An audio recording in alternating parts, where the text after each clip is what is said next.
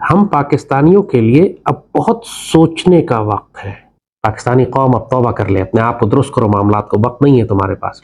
एक दफा अगर मोदी दाखिल हो गया फिर ये निज़ाम खुद ही भग से उड़ जाएगा। मैं तो कहूँगा मोदी जिंदाबाद। उन्होंने उनकी जो ओरिजिनल थ्योरी थी ना गांधी की, वो चेंज कर दी।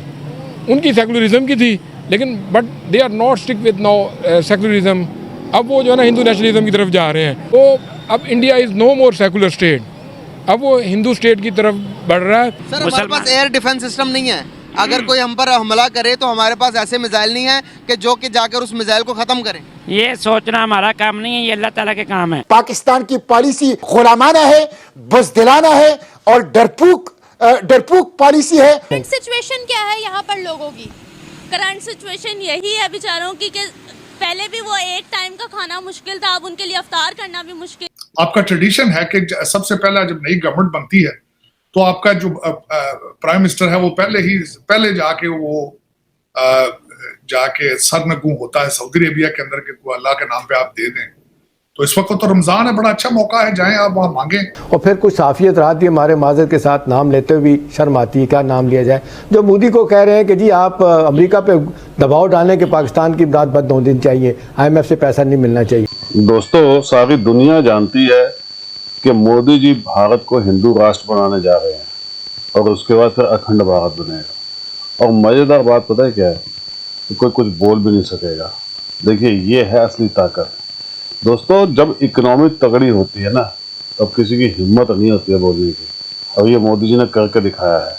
आज मजाल है अमेरिका की, यूरोपियन कंट्रीज़ की, सऊदी अरब की, UAE की, जो जरा सी बात कर तो धमकियाँ देते थे और हम चुप होकर बैठ जाते थे, क्योंकि कायर थे हमारे जो हुक्मरान थे।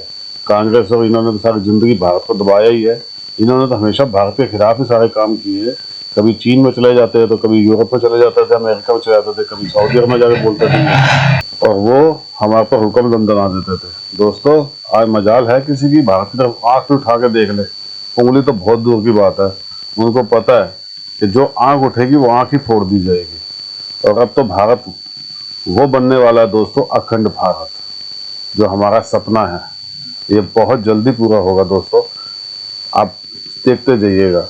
वो वक्त दूर नहीं है, क्योंकि हिंदू जाग गए हैं 1000 साल के बाद। और जब हिंदू जाग गए हैं तो समझ लीजिए फिर कोई बच नहीं सकता। हम किसी को छोड़ेंगे नहीं, मारने की बात नहीं कर रहा मैं, लेकिन हम अपना राज वापस लेके आएंगे। हम अपना अखंड भारत वापस करके रहेंगे, ये निश्चित कर लिया है। आप कमेंट्स कीजिएगा, आप क्या सोचते हैं इस बारे में। वीडियो को लाइक कीजिएगा और चैनल को सब्सक्राइब जरूर कर लीजिएगा। Thank you very much. जहाँ तक पाकिस्तान का और इंडिया की हुकूमत का या हिंदुओं का एक वो जो मकसद है, वो ये कि उन्होंने तो आज तक पाकिस्तान को तस्लीम ही नहीं किया। जब उन्होंने तस्लीम ही नहीं किया तो वो मुसलमानों को कैसे वहाँ एक्सेप्ट करेंगे?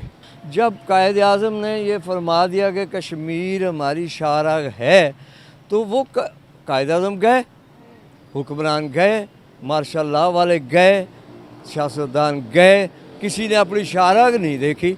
इंडिया ने शाहराग बनाया, जो अपना अटूट अंग कहता है, उसने मनवाया कि भाई ये हमारा है। जी 100% उन्होंने मनवाया। इसलिए कि मैंने एक बात कर दी कि मोदी अपने वतन का मुहब्बे वतन लीडर है।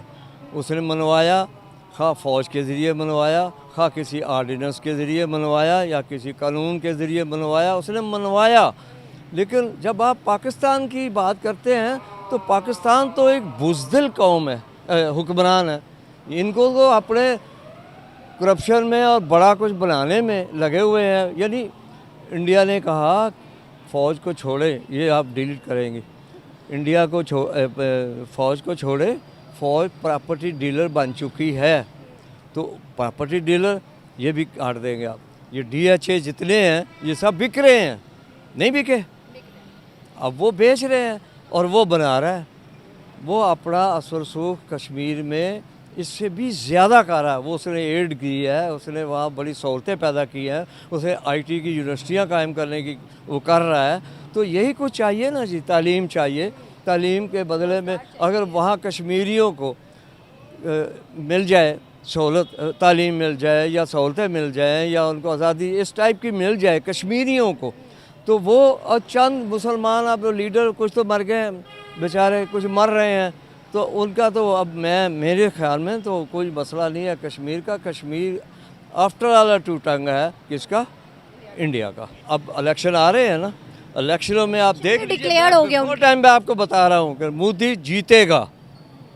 फिर क्यों? उसने काम किया। अब हम लोग क्या कर रहे हैं? हम कैदियों के साथ बैठ के अपनी बना रहे हैं। अच्छा, मेरा मतलब ये है कहने का कि देखिए, हम लोग अवाम के लिए नहीं कुछ करते, मुल्क के लिए कुछ नहीं करते। हमारे दरियाओं पे उसने कब्ज़ा कर लिया, अब वो डैम बना रहा है, सब कुछ बना रहा है। हमारा एक काराबाग डैम नहीं बन सका, क्यों? सरहद को इन्होंने अपनी फेवर में नहीं लिया। सर हमारा पानी सैलाबों का वो सारा समुद्र में चला जाता है। अब वो डैम बना रहा है और ये चीख रहे हैं जी बिजली नहीं मिल रही, फलान नहीं। इन्होंने IPP बना दिया, सबसे महंगी बिजली।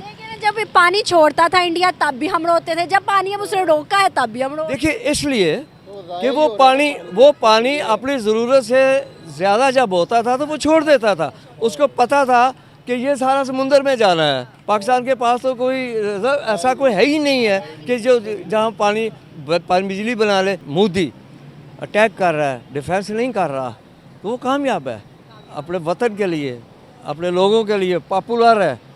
अभी इलेक्शन आ रहे हैं, वही जीतेगा। जो इंडिया है ना, बेसिकली वो अपने आप को ना हिंदू नेशनल स्टेट कहते हैं, ठीक है ना? सेकुलर कहते हैं। सेकुलर तो कहते हैं, लेकिन वो जो सेकुलर थ्योरी थी ना वो थी कांग्रेस की। जो BJP की थ्योरी है ना, वो तो इंडियन नेशनलिज्म पे प्राइड करते हैं। क्योंकि जो मोदी या BJP, उन्होंने उनकी जो ओरिजिनल थ्योरी थी ना गांधी की, वो चेंज कर दी। उनकी सेकुलरिज्म की थी, लेकिन but they are not stick with now secularism. अब वो जो है ना हिंदू नेशनलिज्म की तरफ जा रहे हैं। और इस इशू को UNO में इमरान खान ने भी उठाया था।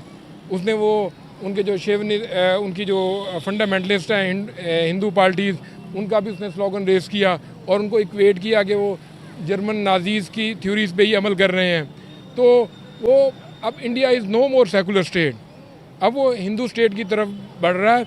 और ये जो कानून उन्होंने पास किया है ना कि 2014-15 से दुनिया भर के जो हिंदूज़ हैं उनको वो नेशनलिटी देंगे, तो ये भी हिंदू स्टेट की तरफ उनका एक स्टेप है। ऑन द अदर हैंड देखें कि इंडिया इज़ मेकिंग प्रोग्रेस, ठीक है। गुज़िश्ता लास्ट डेकेड से वो हमें बहुत पीछे छोड़ गया है। वो दुनिया की चौथी बड़ी इकॉनमी बन गया है। बल्कि कल मैं TV पे देख रहा था कि दुनिया में वो 3रे नंबर पे कार प्रोडक्शन में चला गया है, ठीक है। तो जापान को उसने बीट किया।